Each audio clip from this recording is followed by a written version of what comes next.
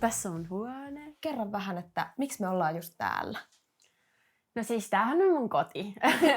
Että täällä tulee sit chillattua. Ja tää on ehkä silleen silti tärkein paikka, että täällä sitten viettää aikaa kanssa perheen kanssa. Jep. Ja kavereiden kanssa. Okei, koska sä oot ihan uusi artisti, niin kaikki haluaa tutustua suhun. Mä haluan myös tutustua suhun lisää. Kerro itsestäsi. No, mähän on Keira. Yes. On lukion tokalla luokalla Kauniaisissa. Musta virtaa indonesialaista, afrikkalaista ja suomalaista verta. Et mä oon syntynyt ihan Espoon Jorvissa. Mä oon niinku kaksikielinen, että puhun suomea ja ruotsia, että mun äidinkieli on ruotsi. Yritän nyt opetella indonesiaa mun mummin kanssa, että mun mummi on siis indonesialainen, se tekee aina niin hyvää ruokaa. Ja onhan mä opiskellut espanjaakin, että kohtaa, tai siis noin 6 vuotta. Ja englanniksi esim. Laulat, että... No niin, sitä on tullut käytettyä, kun on kans niinku serkkuja ympäri maailmaa, niin se on just semmoinen helppo kieli kommunikoida kaikkien kanssa, että kun Ausseissakin on serkkuja, niin sit Australia. Down under. Okei, miltä oikeasti tuntuu aloittaa artistiura tälleen UMK:ssa? No siis onhan tää ihan mahtavaa, että en olisi uskonut vuosi sitten, että tässä kohtaa ollaan. Niin. Ja siis vielä, että ihmiset reagoi tällä tavalla, niin mä oon aika sanaton. Mä oon silleen vaan wow. Mun mielestä sä oot silleen super rohkea ja jotenkin silleen bossityyppi. Että eka sä olit Voicessa ja nyt sä oot UMK:ssa ja sä oot kuitenkin vielä lukiossa. Jotenkin, mistä toi tulee? Miksi sä oot noin rohkea tyyppi? No siis onhan mä siis matkan varrella oppinut tosi paljon niin kuin, että kannattaa luottaa itteensä. Ja yläaste oli vähän rankka niin kuin suuremmalle osalle myös teineistä. Niin mä sanoisin, että siitä on myös oppinut sen, että ei kannata niin kuin luovuttaa heti, vaan niin kuin sit vaan jatkaa ja chase your dreams. Jep, niinpä. Kuinka paljon sulla on paineita tai jännitystä niin kuin tästä jutusta?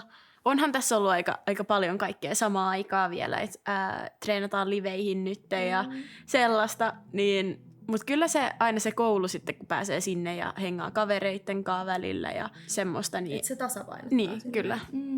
Mitä kaikkea sä tykkäät tehdä? Mulla ei oikeastaan mitään, mistä en tykkää, paitsi syödä tomaattia tai oliiveja. Eli siis Keira tykkää kaikesta muusta, paitsi syödä tomaattia tai oliiveja. Noted. Eikö sulla ollut myös silleen kiinnostus tavallaan niinku johonkin silleen moottoriurheilutyyppisiin juttuihin? Mönkiä on esimerkiksi sun UMK-videomessissä. Niin voit sä avaa tätä vähän? Joo, siis mä olin 3-vuotias, kun mä sain mun ekan mönkiän, että Eli melko nuori. Mutta joo, sillä mä kruisailin tuolla pelloilla. Ja 3-vuotiaana? Joo, mullahan oli mönkkäri tossa vuosi sitten tossa pihalla kanssa, että kyllä aika paljon kaikkea moottoriurheilua on tultu kokeiltua. Ja sitten mulla on tuolla takapihalla vielä mun mopo kanssa ja kohta varmaan ajokorttikin. Niin. Totta. Mitkä asiat sulle on tärkeitä? Mulle silleen tärkeää, että kukaan ei periaatteessa jää ulkopuoliseksi, koska pienestä pitäen mä oon aina ollut silleen, että jos joku on jossain niin yksin, niin mä vaan sit menin juttelemaan sen kanssa tai yritin frendaa. Että muistan kans pienenä mä välillä lentokentällä hävisin yhtäkkiä, kun oltiin menossa johonkin reissuun. Sitten mun vanhemmat löysi mut puhumassa jollekin mummelille. Että mä olin just semmonen, että mä niinku frendasin periaatteessa kaikkien ikäisten kanssa.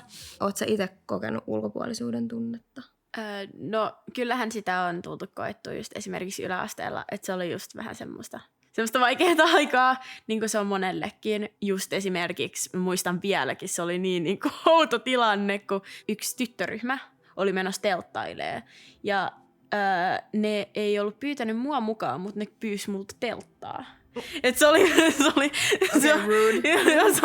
ikuisesti jäänyt mieleen, koska se oli vähän silleen, mä kysyin mun äidiltä silleen, että joo, että voidaanko mä lainata telttaa, niin mun äiti katsomaan silleen, really? Silleen, oot se tosissaan? Silleen, mulla oli vähän vaikea silleen sopeutua just joukkoon, että en tiennyt oikein mihin ryhmään mä kuulun, koska yläasteella oli just tosi paljon tällaisia ryhmiä, missä kaikki niinku hengas. Mutta ehkä siitä on tullut just sellainen, että sulla on se ajatus, että sit sä haluat oman esimerkin ja tekemisen kautta, niin kuin, että kellekään muulle ei tulisi tämmöistä. Niin se on aika hienoa mun mielestä. Hei, sä oot silleen K-pop-ihminen ja fani.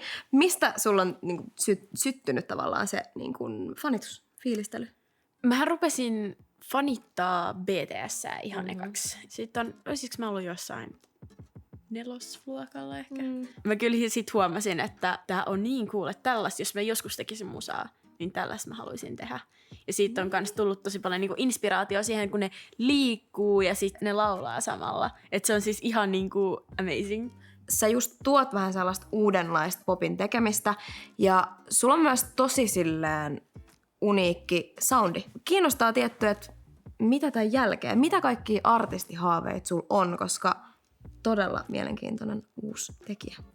Ehkä ensisijaisesti keskityn nyt tähän UMK:hon ja liveihin ja ehkä sen jälkeen sitten jossain vaiheessa tulee lisää musaa.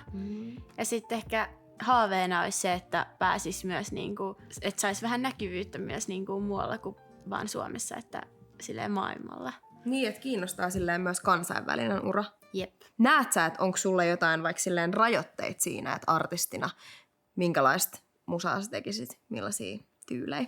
No siis mä oon artistina vasta niin kuin etsimässä itteeni, että niin alkuvaiheessa vielä. Ja mä oon niin kuin auki kaikille ideoille. Oot sä itse tähän mennessä kuinka paljon vaikka sit silleen kirjoittanut? No siis kyllähän mä treenailen vielä sitä, että kyllä mä haluaisin kehittyä siinä. Että oon mä vähän kirjoitellut, mutta en hirveästi. Että vois kyllä kirjoitella ehkä vähän enemmänkin. Ja yleensä mulla on just silleen, että keksin jonkun biisin päästä jonkun melodian, mutta sitten ennen kuin mä pääsen äänittää sen, mä oon unohtanut sen. Mikä sulla on nyt silleen, kohta on UMK-finaali, päästään näkemään sun esitys livenä. Mikä fiilis? Mä oon aika lailla silleen mietiskelen kaikkea, maistelen kaikkea. Et kaikki on silleen vielä niin uutta, just tää tämmönen niin tanssikoreografia ja kaikki nää. Niin siis pakko kyllä sanoa, että mä oon sika innoissaan. Ja mä en malta liveihin, siis oikeesti mä en pysy pöksyissään, mä haluun vaan Hei tsemppi, ihan sikana nyt UMK:han sulle Keira. kiitos. Muista, UMK-finaali, lauantai 25. helmikuuta. Muista myös äänestää, koska sinä tietystikin pääset vaikuttamaan sitten siihen, että kuka sen voittaa. Sun ääni ratkaisee, kuka pääsee Euroviisuihin, niin muista äänestää!